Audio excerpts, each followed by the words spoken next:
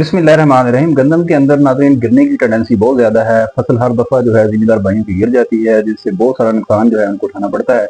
गंदम के गिरने की वजह से एक तो उनकी गेल फार्मेशन या उसका दाना बनने का अमल जो है मुतासर हो जाता है।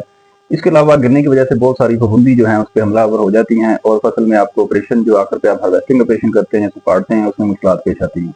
तो इस हवाले से ये बड़ा एक अहम इशू है। अब गंदम को गिरने से बचाने के लिए हमें दो इकदाम हम उठा सकते हैं कि उसकी जड़ को हम जो है मजबूत करें, दूसरा उसके तने को मजबूत करें। अब हम कौन सी खादें इस्तेमाल करें या कौन सी न्यूट्रिशन प्लान को फॉलो करें जिससे हमारा जो गंदम की गिरने की टेंडेंसी है, जैसा रुझान है, इसको कम से कम रखें। खासतौर पे उन खेतों के अंदर जहाँ पे साल साल से गंदम गिर रही है और खातर खा की पैदावार में कमी आती है, क्वालिटी में कमी आती है, क्वांटिटी में कमी आती है, वहाँ पे हम कौन सी खादें दें कि उसका तना भी मजबूत हो जाए और जड़ें। जैसा कि मैंने खाद प्लान काफी दफा शेयर किया है गंदम का। अगर आप उसकी सबसे पहले उसकी जड़ें मजबूत करें, अगर आप उसका एडवेंटिशियस रूट सिस्टम को पहले मजबूत कर लेंगे, उसके बाद उसके तने को मजबूत कर देंगे, तो इंशाल्लाह हल्के से हवा चलने से या आकर पे पानी लगाने से आपका पौधा जो है इतनी जल्दी लॉजिंग या गिरने की टेंडेंसी नहीं रखेगा। तो आपने क्या करना है, सबसे पहले उसकी जड़ को मजबूत करने के लिए आपने फास्फोरस की सफिशिएंसी होनी चाहिए। अच्छी अवेलेबिलिटी शुरू में देने आपने फास्फोरस जो है उसको 20-25 दिन के अंदर अच्छी अवेलेबिलिटी से मुराद है कि आप नीचे डालनी है। यूरिया भी आपने देनी है, सल्फर देनी है और जिंक देना है। इससे आपकी जड़ जबरदस्त बनेगी। इसके बाद जो आएगा खादें आएंगी वो हैं जो कि उसके तने को मजबूत करेंगी। तने को मजबूत करने के लिए आपने जहाँ पे यूरिया डालने से आपकी अक्सर जो है गंदम गिर जाती है, वहां पे आपने कैल्शियम अमोनियम नाइट्रेट को ले आना है, यानी दोबारा खाद को ले आना है। वहां पे आपने रिप्लेस कर देना है इसको यूरिया के साथ।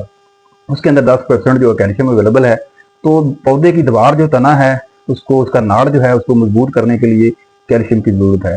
तो कैल्शियम जो है वो एक दूसरा, फिर कैल्शियम अमोनियम नाइट्रेट के अंदर जो है वो यूरिया जो फॉर्म अवेलेबल है वो पौधे को इतनी जल्दी जो है वो नाइट्रेट फ्रीली अवेलेबल नहीं होता जितनी जल्दी यूरिया के अंदर अवेलेबल होता है। तो वो बहुत ज्यादा जो है पौधे को ग्रीन नहीं करता जितना जल्दी यूरिया करता है। इसकी अवेलेबिलिटी बहुत फास्ट होती है। तो कैल्शियम अमोनियम नाइट्रेट जो है वो एक बेटर सोर्स है कि जब आपकी टेंडेंसी गिरने की ज्यादा हो। उसके साथ साथ आपने यूज करना है बोरान का इस्तेमाल। देखिए इसके बाद साथ साथ आपने पोटाश देनी। अब आप सोचेंगे पोटाश कौन सी देनी चाहिए। देखिए सॉल्युबल पोटाश अवेलेबल है। अगर आपका टेंडेंसी है गिरने की तो आपने लेट पोटाश नहीं देनी।